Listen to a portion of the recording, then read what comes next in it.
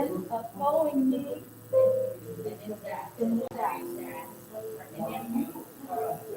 right. So that's right there. So I'll go off here. So then I took one right. Oh, maybe no. Maybe I should.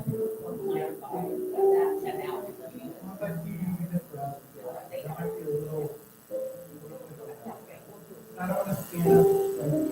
You're right. And then you.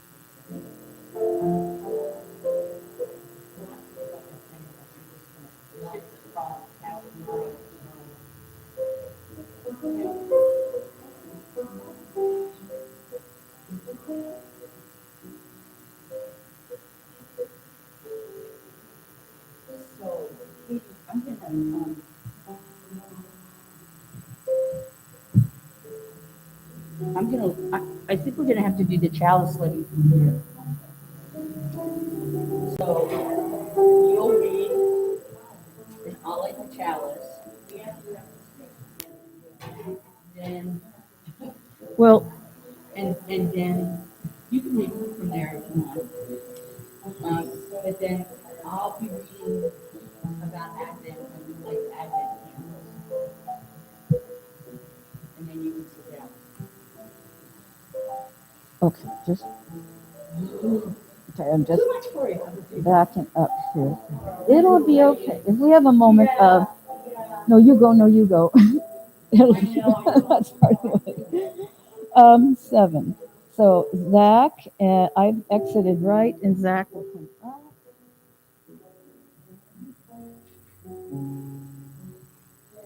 Oh, no, Katie, I can't read you.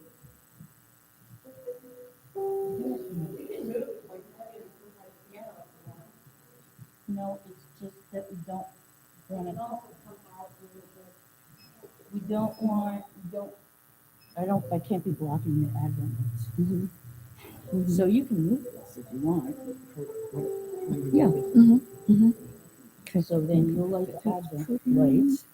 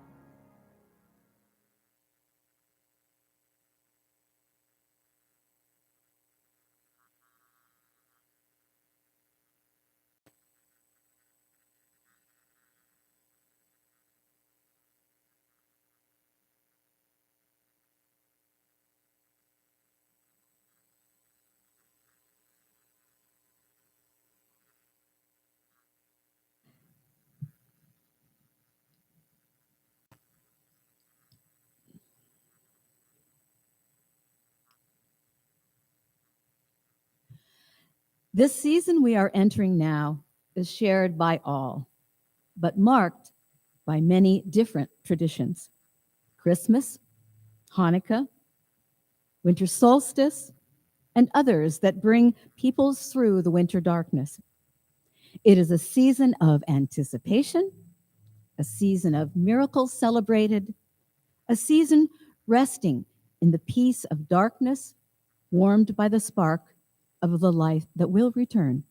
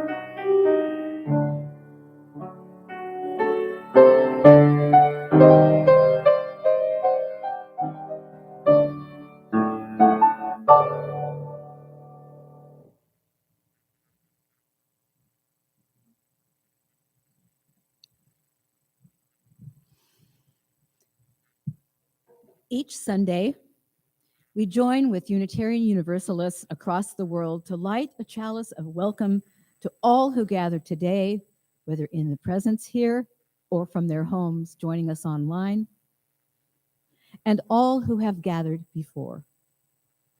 Let us light a chalice in this place of welcome and connection, inspiration, and peace.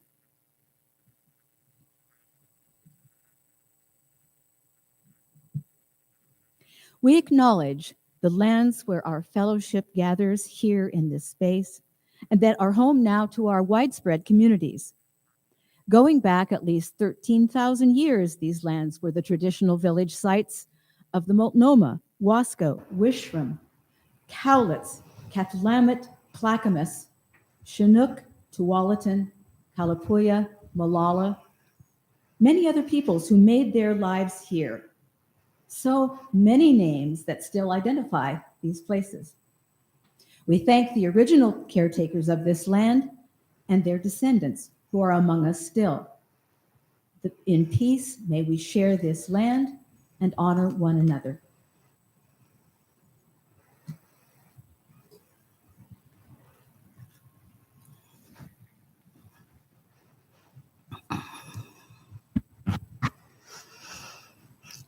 Advent is a period of preparation, of waiting to celebrate the birth of someone who changed the world.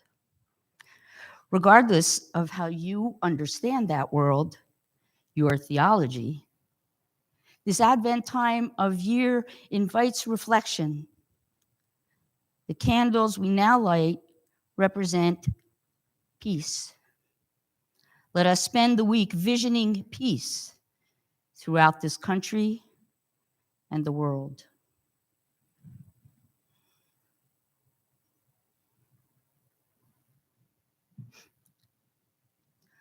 Ironically, while Hanukkah is usually celebrated as the mystery of light, it also represents an act of vigilante justice when a group of Jewish zealots killed not only the Greeks who were oppressing them, but other Jews who had chosen Greek ways. While we continue to celebrate the miracle of light, we are also called to revisit our religious history, as it has much to teach us about our present time. The prayers I am about to chant are sung in every Jewish household each night of Hanukkah until the last day, which is actually today, tonight, when all the candles are lit. And they are not ever extinguished. So when we do extinguish the Advent candles and the chalice at the end of our time together, we will let the menorah candles burn down.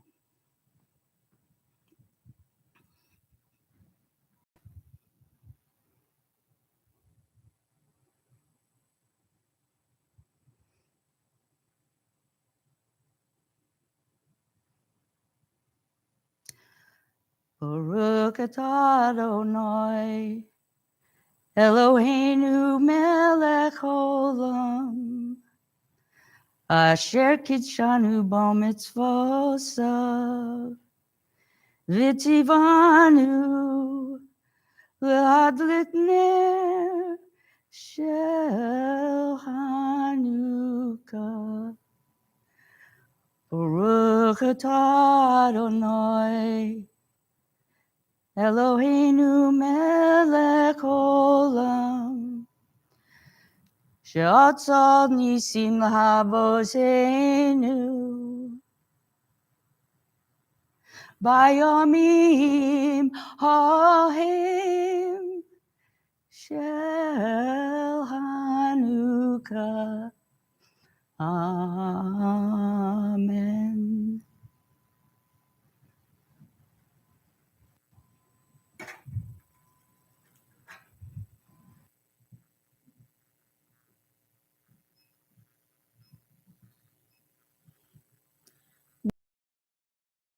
We have a lot of light to spill, a lot of light to shine, leading us into this time together. I'm Katie Tenike, your worship leader this morning, teaming up with our own minister, Reverend Patty Pomerantz. Today is our third Sunday back in this chapel on a Sunday morning, after many days, many months shut down because of the pandemic. But our hearts and our reaching out to each other were not shut down, as many of us continued to meet over Zoom, the miracle of Zoom. This is, however, my first Sunday back. I watched the first two Sundays over YouTube, which is now our new streaming platform, which with our new tech equipment allows us to continue to share the service with folks who can't join us here. Welcome all of you.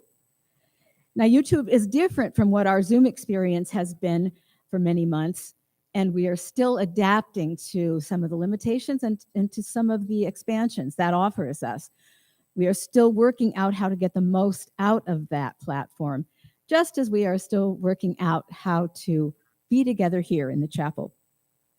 So whether you are here or tune in from home, this experience will evolve over time as we work out the kinks, improve our skills, and bring even more additional equipment online. Your patience is much appreciated. As you have already noted, just walking in today, some changes have been made for your safety during this pandemic. They won't last forever. They won't last forever. But for now, we do need to do the following. For joys and concerns, those of you here are invited to fill out a little blue form. It was there in the lobby for you, and then put it in the offering basket when it comes by, if you have something you would like to share. At home, you can write that joy or concern in the chat, and all of these then will be read by me when our joys and concerns for sharing time comes.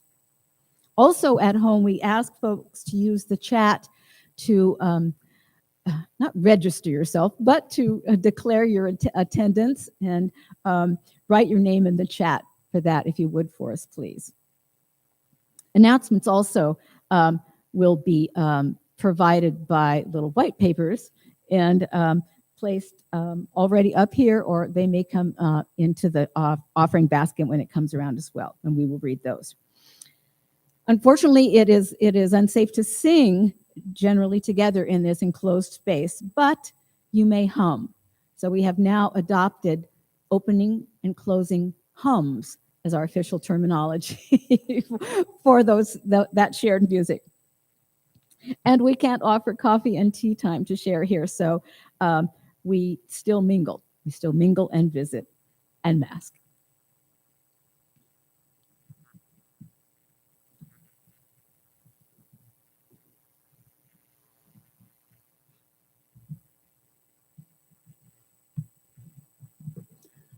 Opening words this morning are by Teresa Soto, Spilling the Light.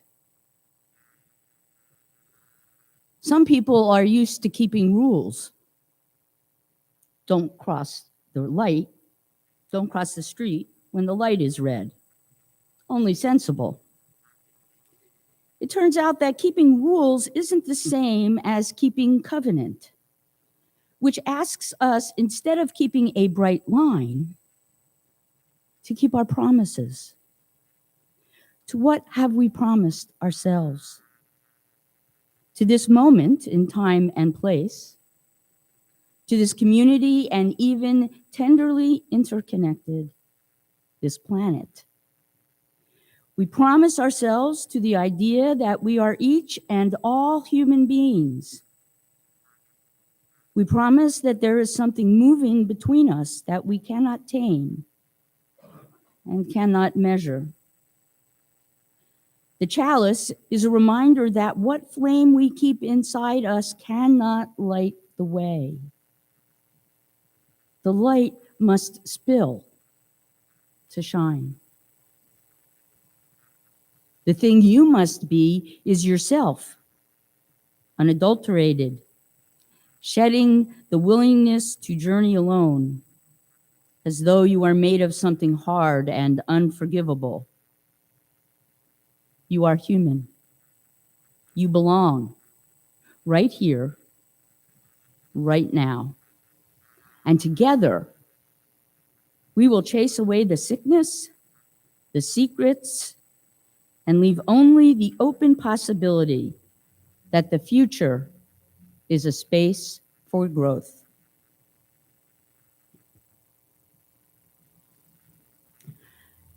As we gathered here, not so patiently await the time when we can sing out together. We welcome those of you present today to hum along with abandon, and those who are with us via YouTube may sing out to your heart's content.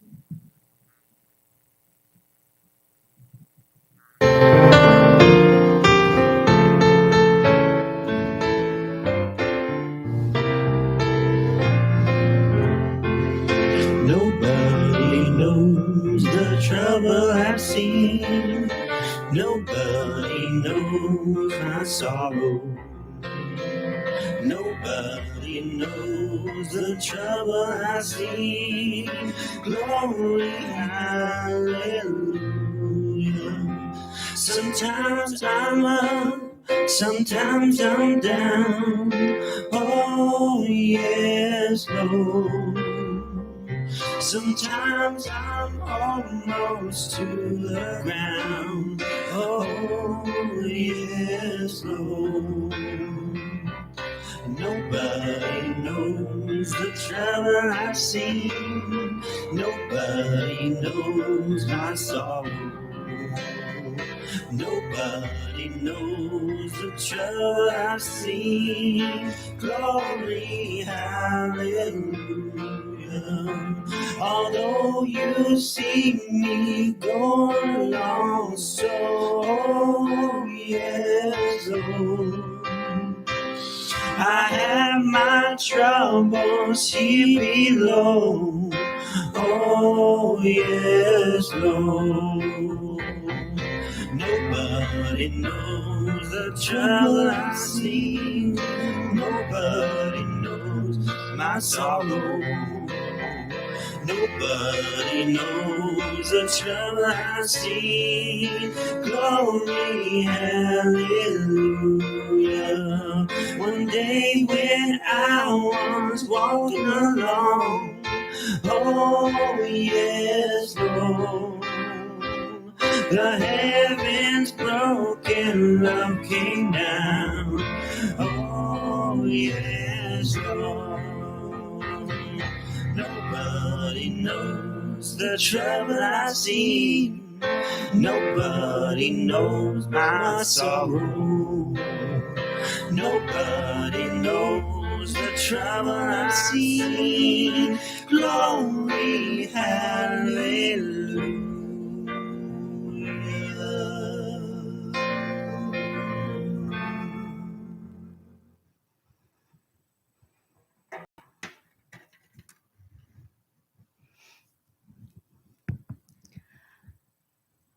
This true story took place over 75 years ago. It's about two teenagers. The boy is 14 years old, named David, and the girl's a year younger. Her name is Rebecca. They lived in Warsaw, Poland, a home to Jewish families and the scene of an uprising by those Jews during World War II. It was completely bombed out in 1944. And David and Rebecca, the only survivors of their respective families, were hiding in complete darkness in a bombed out basement surrounded by rubble. Now, the Nazis occupied the town, and so it was very dangerous for anyone who survived the bombing. Rebecca stayed in the dark at all times, but David would go out at night and forage for food. One day he was gone for a very long time, and Rebecca was afraid something happened to him, though with no light. She could only imagine how long he was gone. He was very excited when he finally returned with a sack full of food for them and something else. I try to imagine being overjoyed to eat frozen potatoes and dried mushrooms, but they were.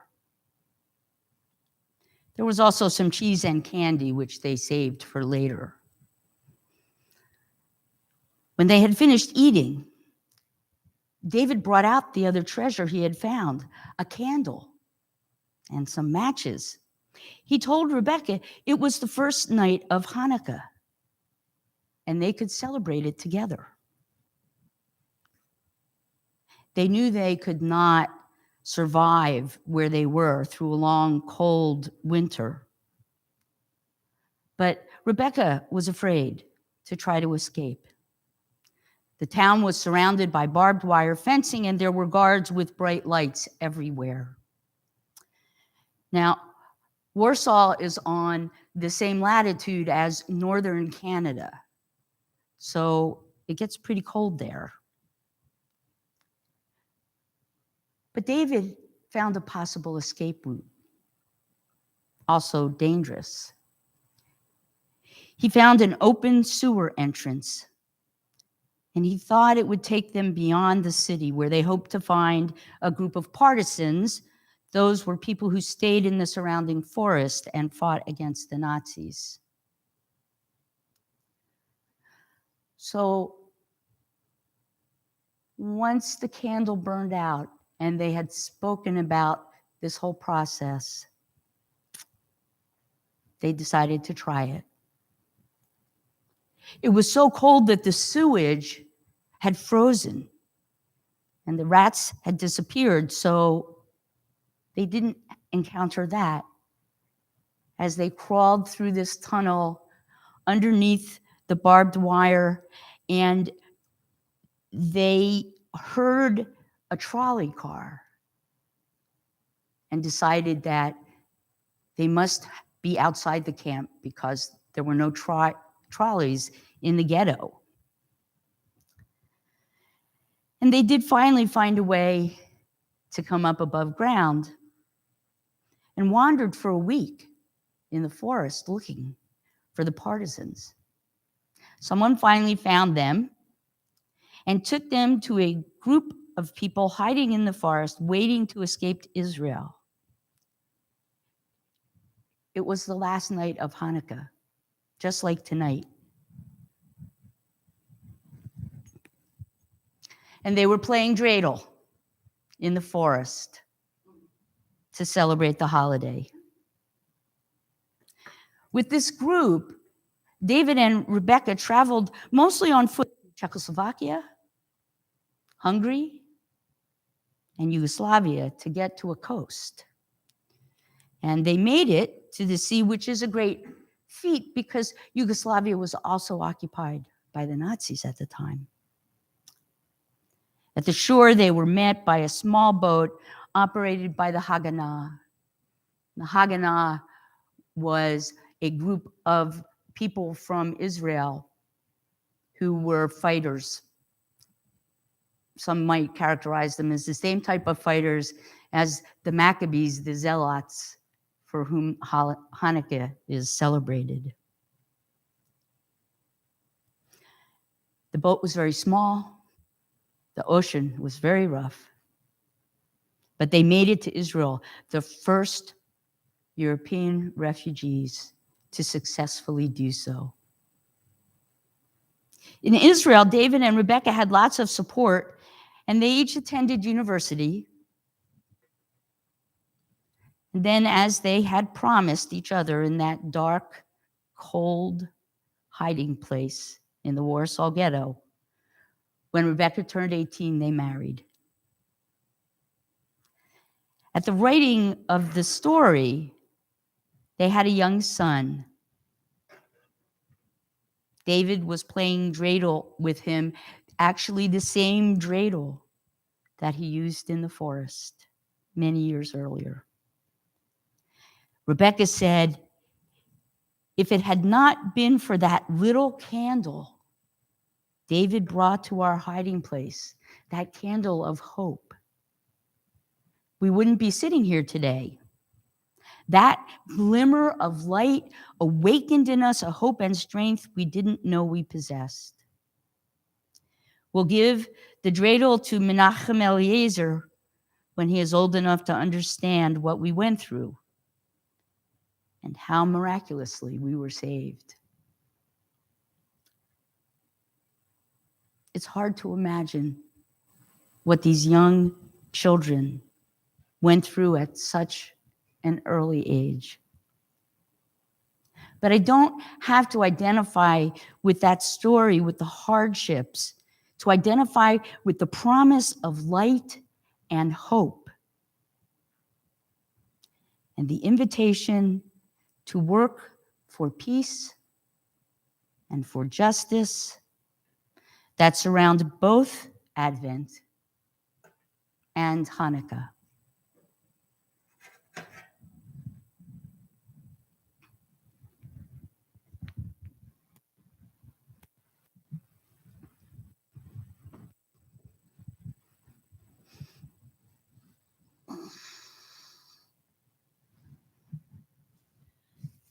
May there be an offering to sustain and grow the life and mission of this congregation. We know that financial contributions to this congregation come from sacrifice and hard work of all of you, of members and friends. We are so grateful for this and commit together to ensure that the funds we gather collectively do a greater good for ourselves and our world than they could have done alone.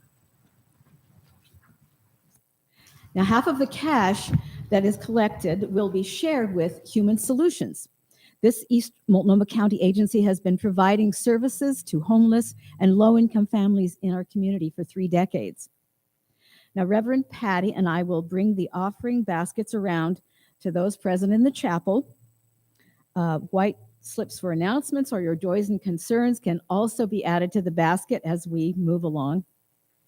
And for those of you viewing online, it is easy to donate by visiting the Eastrose website donation page. And I believe there's also a, lost the name of it, code thing on that your phone can read online to, because I don't do that, to donate that way, and it will take you there.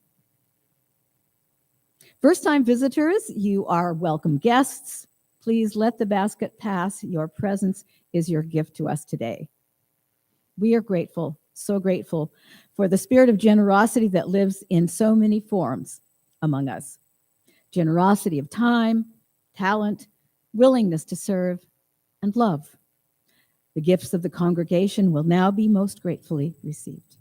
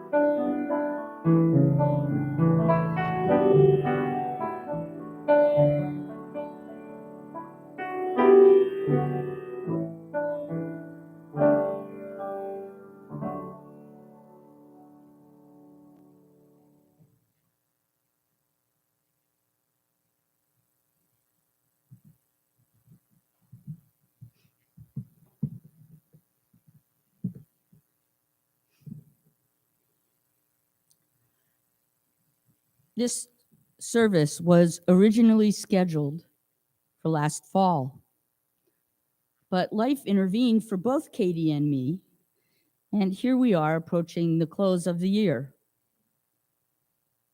Ironically, what was true then is still true today. It is always important to share our stories. They help us find connection, even in the midst of a world-shattering event like the pandemic we have been living through for almost 2 years. So today, in lieu of a traditional reflection, Katie, Keen, Cynthia, Zach, Char, and I will be reading words of others, and for some, personal reflections. We hope this will help you reflect on the connection between the past 22 months and the promise of the season.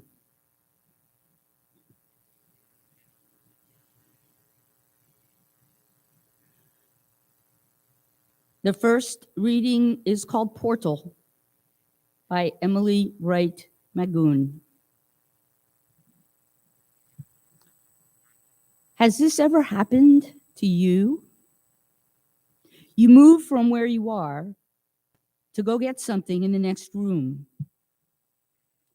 Maybe you're looking for the TV remote or about to make a snack. You walk through the doorway and suddenly you have completely forgotten what you were looking for. Psychologists call this the doorway effect. Walking through open doors, crossing a threshold resets the memory to make room for the creation of a new episode. We are currently passing through many doorways. We are facing a pandemic unseen in any of our lifetimes. We are deepening our reckoning with our country's history of slavery and colonization, of white supremacy and the devaluing of Black and brown lives. In your personal life, you may also be moving across a threshold, the death of a loved one, the loss of a job, a diagnosis, a searching question. The key concept in the doorway effect is to make room.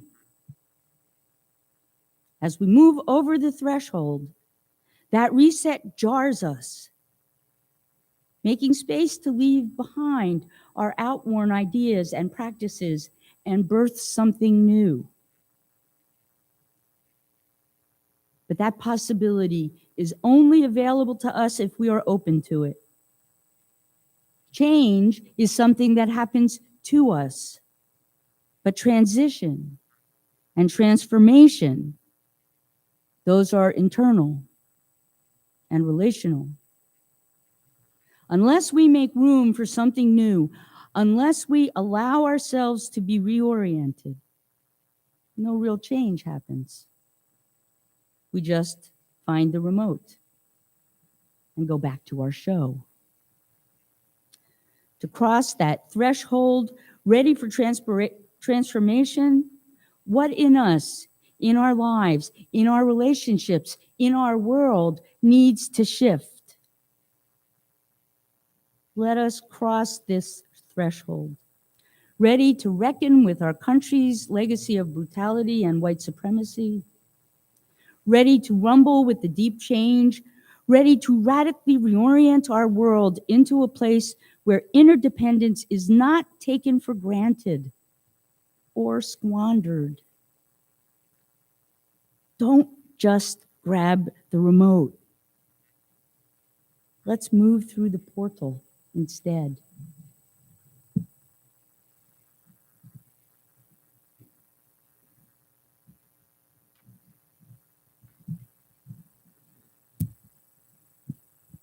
These Days by Lynn Unger. Anyone who tells you not to be afraid should have their head examined. Cities are burning, hillsides are burning, and the dumpster fire of our common life is out of control. I wish I could tell you when it was going to get better. I wish I could promise that better was anywhere down this road. I miss dancing. Bodies and something between conversation and flight. I miss singing, the way we trusted the air that moved between us. I miss the casual assumption that everything would be all right in the morning. These days, I am trying to be buoyed by the smallest things. A ripe tomato, a smattering of rain. These days, I am trying to remember that songs of lamentation are still songs.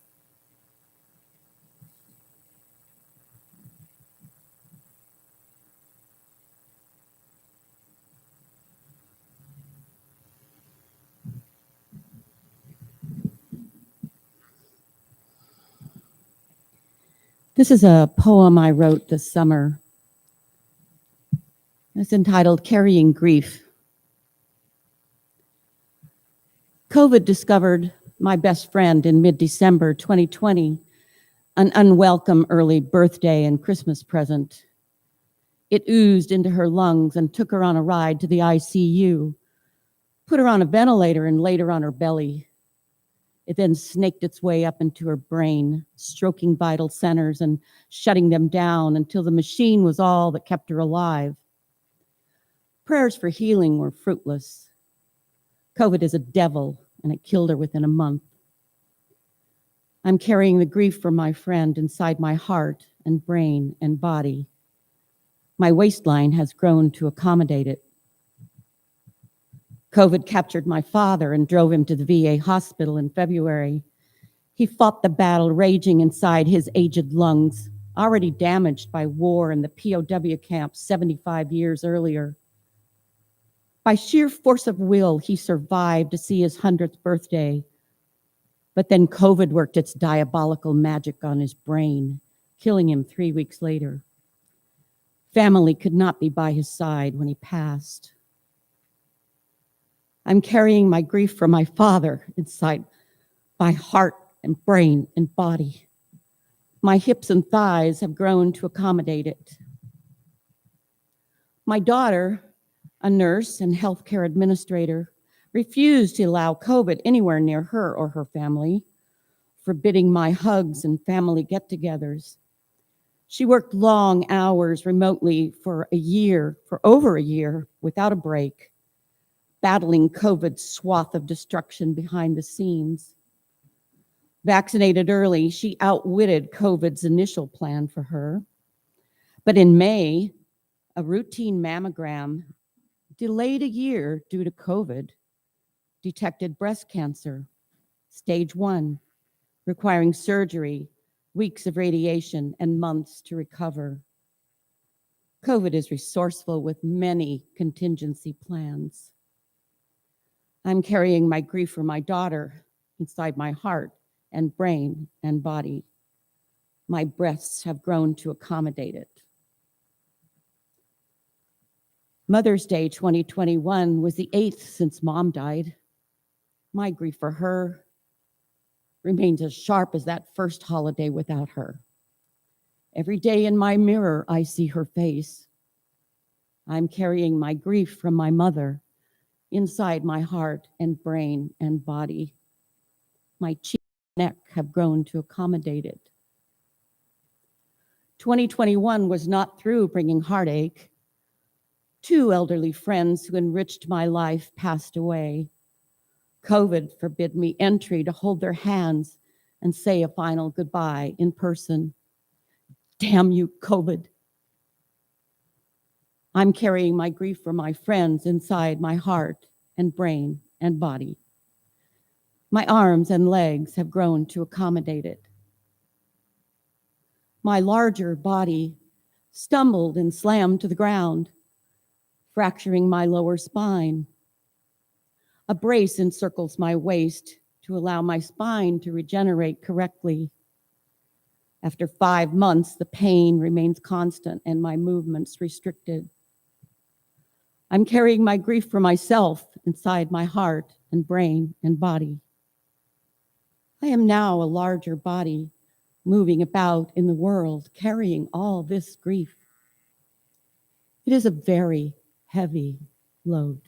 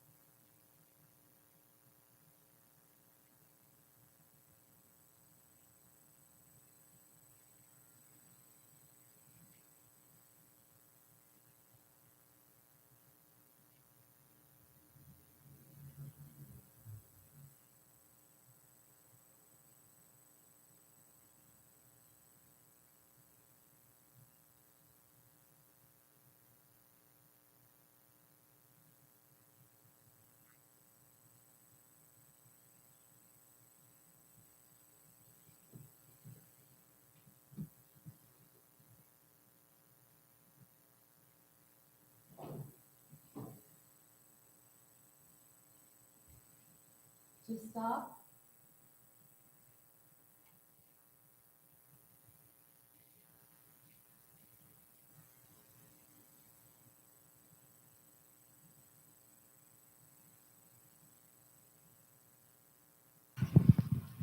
To stop and breathe has been an important part of my coping with the pandemic. There are so many demands to keep moving. However, given permission to not move leads to breathing, awareness of breathing, of stillness, and finally, just moving. My body likes this. All of myself likes this. I was introduced to Zoom chair yoga by my sister Sandy.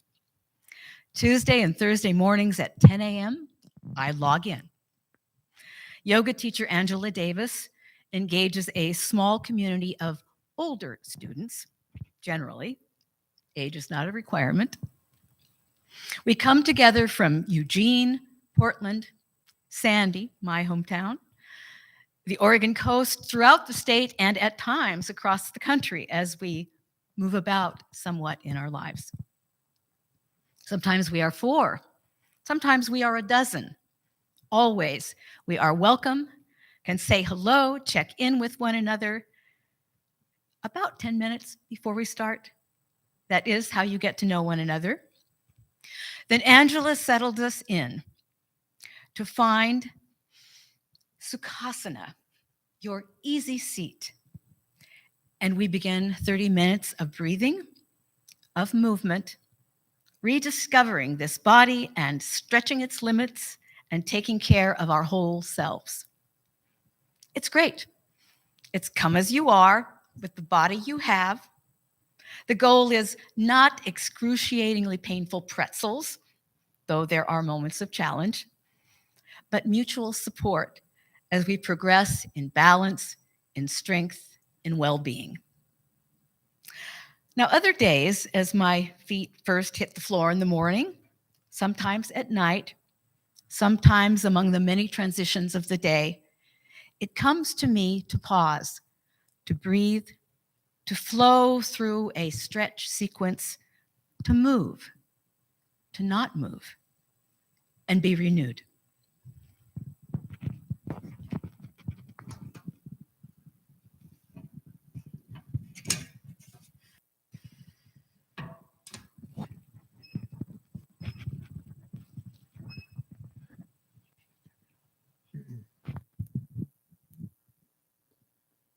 I'll be reading a poem by Adrian Rich entitled Song.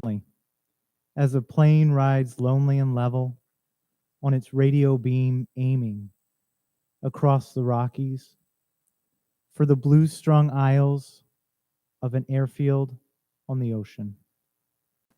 You want to ask, am I lonely? Well, of course, lonely. As a woman driving across country, day after day, leaving behind mile after mile, little towns she might have lived in, she might have stopped and lived and died in, lonely. If I'm lonely, it must be the loneliness of waking first, of breathing. Dawn's first cold breath on the city, of being the one awake. In a house wrapped in sleep.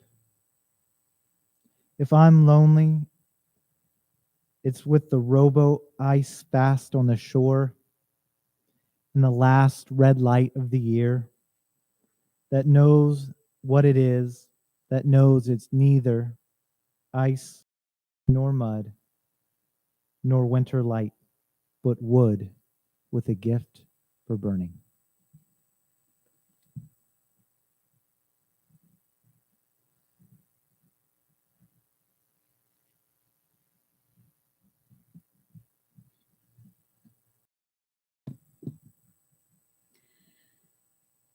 Protest in the Laundry Room by Kathleen Wade. Kathleen wrote this not long after the death of George Floyd at the hands of the Minneapolis police. I am folding my husband's shirts, smoothing the seams. I am falling apart at the seams. I am shaking the wrinkles from towels. I am shaking inside. Can you tell? Does it show? I wish I were 40 years younger and able to march. I am longing to take a stand. I stand instead in the laundry room, measuring liquid detergent, pouring it into the tray, while 1,000 young people holding their flashlights in the air in DC's Lafayette Square sing, "Lean on me." I am leaning over the sorting table, letting my tears fall on my husband's shirts.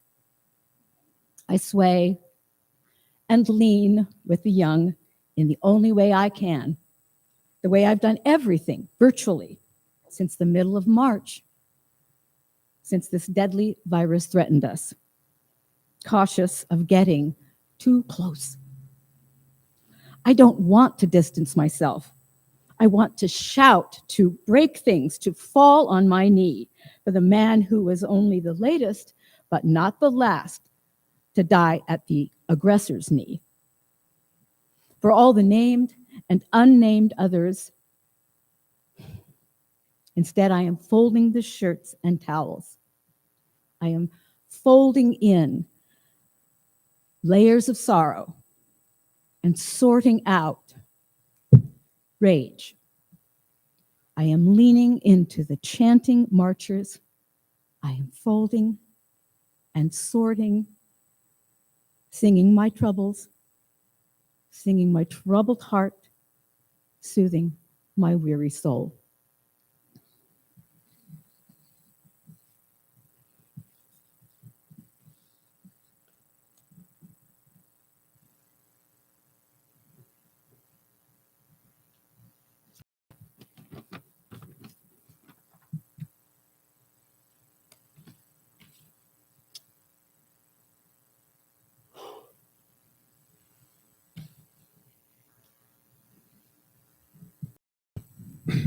It's called Sheltering at Home.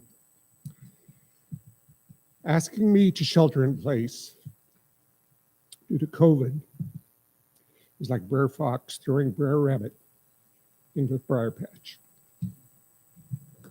I am lucky. I have always sheltered at home. This pleasant, solid structure on 1.5 acres filled with my stuff. It is surrounded by an ample yard with many varying rooms, views, garden beds, and places to sit. I have the swing, the patio, the deck, the ruins, the greenhouse, the shop,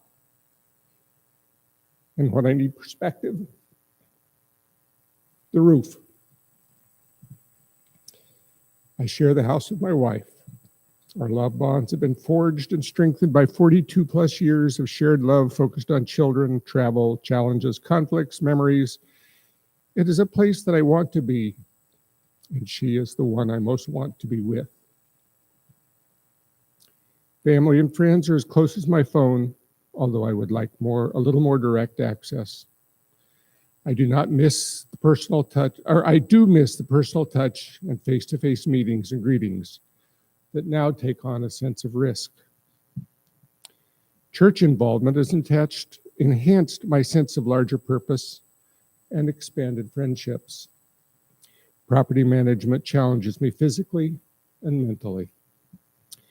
My life is also enriched by my Labradoodle Sonny. He is 65 pounds of goofy, playful, energetic companionship.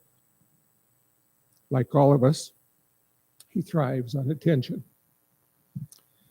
For time filters, I have shared household duties, as well as my hobbies, including gardening, dahlias, watercolor, lapidary, reading, poetry, writing, and a nearly endless supply of projects and weeds. I have time to read and reflect. Naps are a frequent pleasure. I live comfortably in my imagination. I am seldom bored, but I enjoy it when I am. The dark side of the pandemic has been the increased anxiety and certainty of what will happen to myself, my family, my friends, and the world in general. Mortality is a little closer. Empathy for those that have suffered. Loss runs stronger. Risk seems more real and less controllable.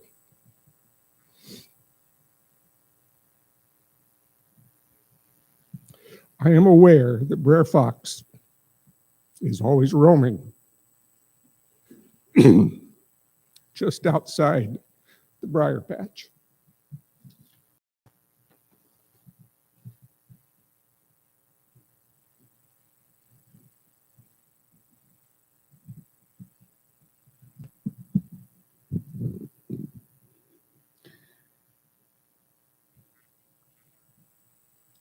Necessary Mercies by Emily Dittar Burt.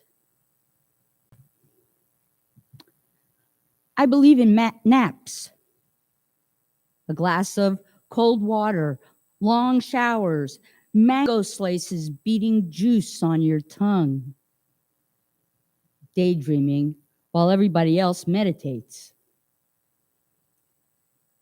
We were made for grace. Not for perfectionism and productivity, but for wet clothes and cloths on fevered temples, for layered cakes, for the person who holds the door or pays for our groceries.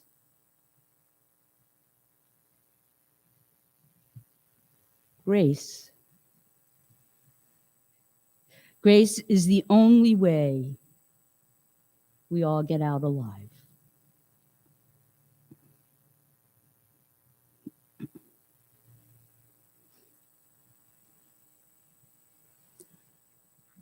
I hope each of you found something in these readings that resonated with your own experience over the past almost 2 years. We have been isolated for so long that even the coming together can feel lonely. We're able to come back into the building, but have lost the visual connection of Zoom for those who must still stay away. And like in late March and April of 2020, we are once again learning about technology and building protocols on the fly. But none of this can break the bonds of being together in religious community, in Eastrose. And if there's two things I've learned, it's how much the separation can make the spiritual bonds, the love in our hearts, be so much stronger. And the importance of our stories to keeping our connections real and vibrant. Keep writing your stories. Keep telling your stories. That will go a long way to strengthening our love for one another and for all beings. Amen.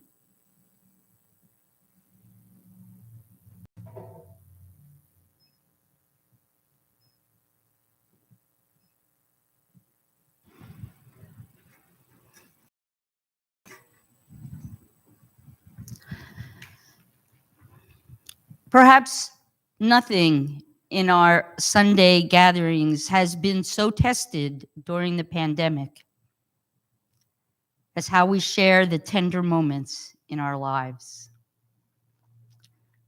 In Zoom, we could share on the screen.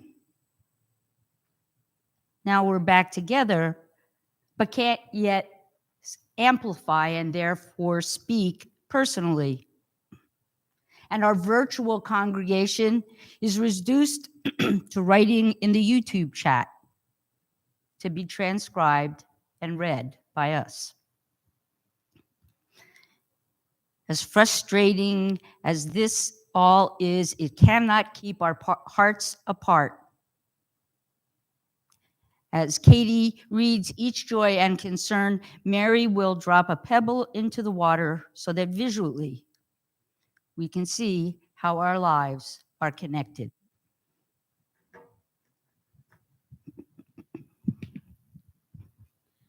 I have just one blue sheet today with something to share that has reached me.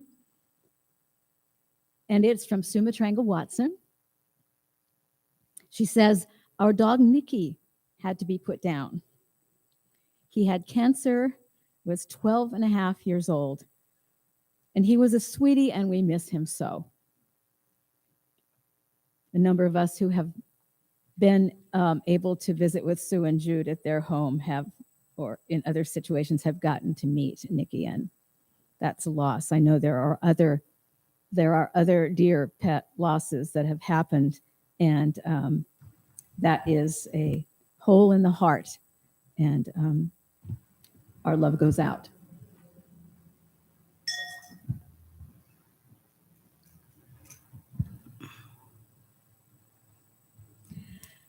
May we remember those who have been able to speak, those they have named, and that we hold, and those that we hold in silence in our own hearts.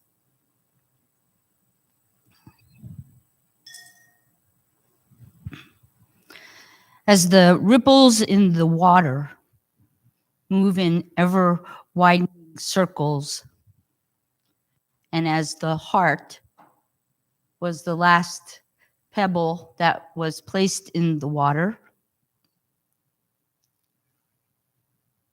so may our hearts hold all that was spoken and unspoken today, giving life and love and support in mutuality.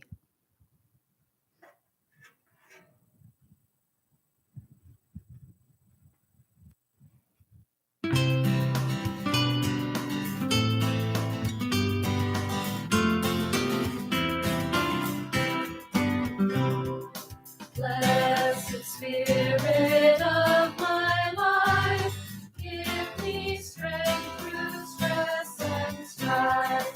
Help me live with dignity. Let me know serenity.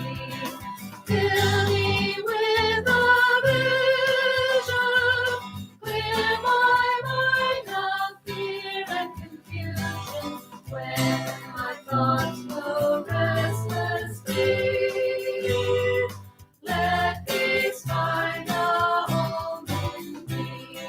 Spirit of great mystery, hear the still small voice in me. Help me live my wordless dream as I comfort those in me. Fill me with compassion, be the source of my intuition. Then when life is done for me, let love be my legacy.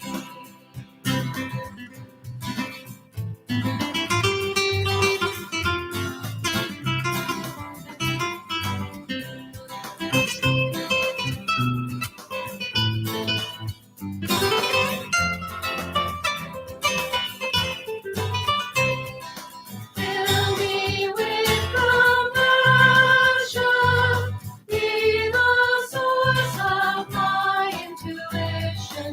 Then when life